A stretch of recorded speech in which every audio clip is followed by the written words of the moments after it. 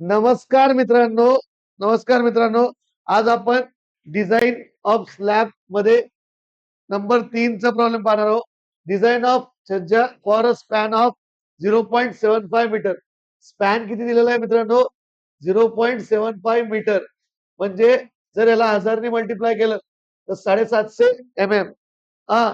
The l म्हणजे live load दिलेला आहे मित्रांनो 2 kilo newton per metre square. F म्हणजे फिनिश लोड दिलेला आहे 0.5 kilo newton per metre square. Use M20. पहिली step design constants. Design constants M20. M20 म्हणजे FCK 20 newton per m square आणि FE 415 म्हणजे FY 415 newton per m square. Size of lintel supporting छज्जा.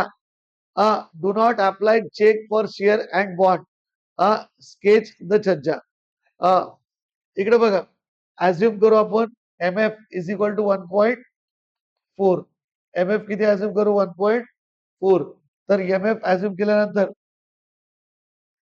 MF 1.4. आता बघा मित्रांनो, दुसरी स्टेप.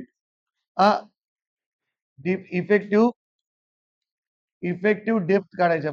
Effective depth. तर इफेक्टिव्ह डेप्थ साठी D is equal to span divided by 7 into MF.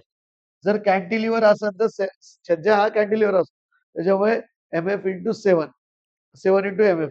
750 भागिले 7 इंटू 1.4 किती येतं मित्रांनो? हे 76.7 76.56 mm. 76.56 mm. नंतर जवळजवळ 80 जर घेतलं तर ठीक आहे, 80 mm. नंतर काय करायचं? Overall depth D plus DC plus 5/2. D किती आहे? 80.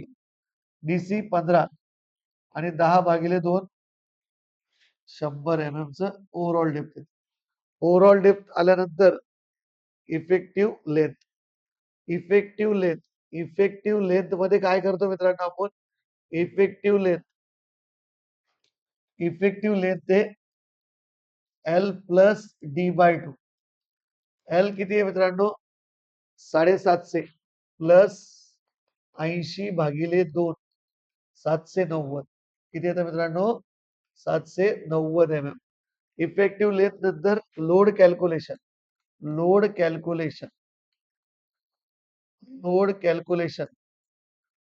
कॅल्क्युलेशन मध्ये काय करणार आहे मित्रांनो आपण? लोड कॅल्क्युलेशन सगळ्यात पहिले सेल्फ वेट मध्ये काय? D into 25. D into 25. 1 metre width मानायची. D किती आपल्याकडे? 0.1 इंटू 25 म्हणजे 0.25 kilo newton per metre. 2.5 kilo newton per metre. नंतर सेल्फ वेट नंतर लाईव्ह लोड किती आहे मित्रांनो? 2 किलो न्यूटन पर मीटर.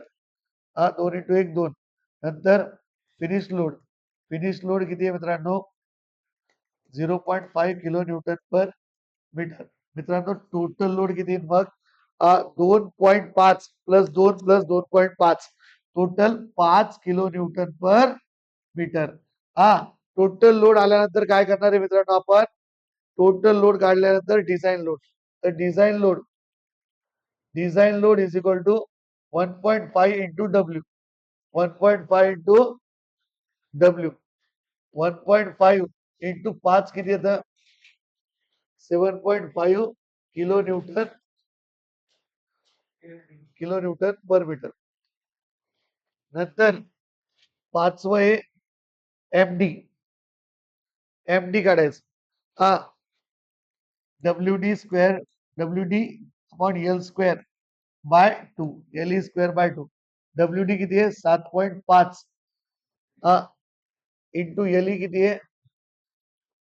0.79 चा स्क्वेअर इफेक्टिव्ह लेंथ भागिले 2 किती येतं मित्रांनो हे 2.34 2.34 मग काय करायचं मित्रांनो 2.34 किलो न्यूटन मीटर म्हणजेच 2.34 इंटू 10⁶ न्यूटन एम एम नंतर काय काढतो मित्रांनो आपण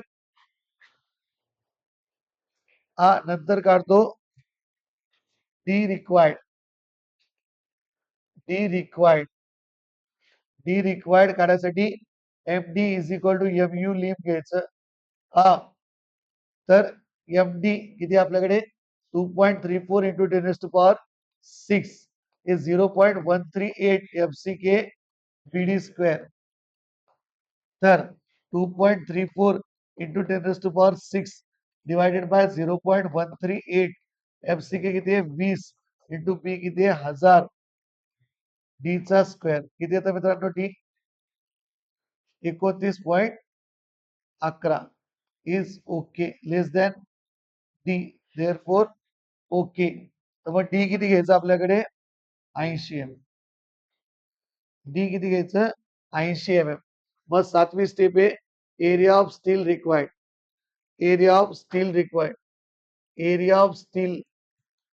एरिया ऑफ स्टील काढायचं मित्रांनो आता एरिया ऑफ स्टील कसं काढायचं जो आपला फॉर्म्युला आहे 0.5 FCK बघा मित्रांनो area of steel formula of area of steel 0.5 FCK divided by FY 1 minus under root of 1 minus 4.6 MD upon FCK PD square bracket close into BD into BD तर बघा मित्रांनो याचं काय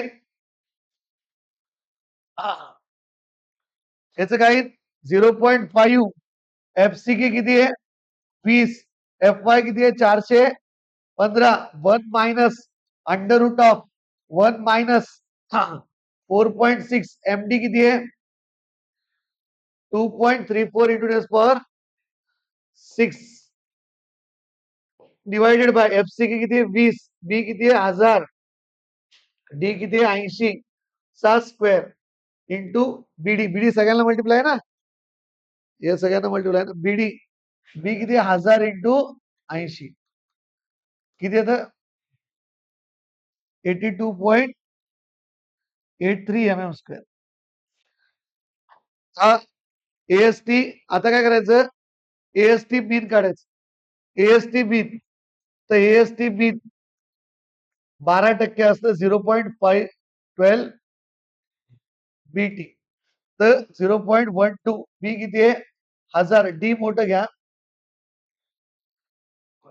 100 भागिले 100 किती येतं हे 120 mm square 120 mm square minimum मग कोणची व्हॅल्यू घेतात मित्रांनो 120 कारण की मिनिमम 120 पाहिजे कमीत कमी आणि आलंय आपलं फक्त 82.5 तर मग मिनिमम कोणतं घ्यायचं 120 एरिया ऑफ स्टील पुढे कधी काय घ्यायचं 120 आता स्पेसिंगचा फॉर्म्युला काय area of diameter divided by AST into B तर एरिया ऑफ डायमीटर पाय भागिले 4 10चा वर्ग भागिले 120 इंटू 1000 किती येतं मित्रांनो 654.4 mm square sorry MM 654.4 MM हे पहा पायडी पाई इंटू डी जर केलं pi into 100 sorry 3 into 100 3D तर त्याच्यापेक्षा जास्त येईल हे 3D पेक्षा जास्त आहे त्याच्यामुळे आपण काय करायचं 3 इंटू 100 300 mm घ्यायचं स्पेसिंग किती घ्यायची 300 mm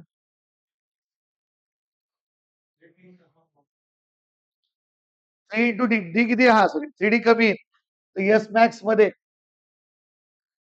एस मॅक्स काढू मित्रांनो आपण एस मॅक्स 3 इंटू 80 240 mm म्हणजे स्पेसिंग किती घ्यायची 240 provide 10 mm diameter bar @ spacing of 240 cc हा MMCC समजलं. आता पुढचं कोणचं आहे? Area of distribution. Area of distribution bar ASTD. ASTD किती असतं? 0.12% असतं ना. 12% ऑफ BD, कॅपिटल BD 0.12 0.12 भागिले 100. पी किती आहे? 1000. डी किती आहे मित्रांनो? 100. किती आहे? 120 mm². 120 mm² आलं. नंतर याच्यासाठी स्पेसिंग काढायची. Spacing area of diameter divided by ASTD into B म्हणजे 1000. हा एरिया ऑफ डायमीटर पाय भागिले 4 8चा वर्ग भागिले 120 इंटू 1000 किती येतं मित्रांनो? हे 418.8. हा 5D पेक्षा 8×45 हे पण जास्त येईल 5D पेक्षा. तर मग काय करावं लागेल मित्रांनो? तर स्पेसिंग किती घेतात? Minimum spacing 300 400. एस मॅक्स जे आहे ते घेऊन टाकायचं 400. याच्यासाठी 400 ची कंडिशन आहे मिनिमम, म्हणून 400 घेऊन टाकायचं स्पेसिंग. मग प्रोव्हाइड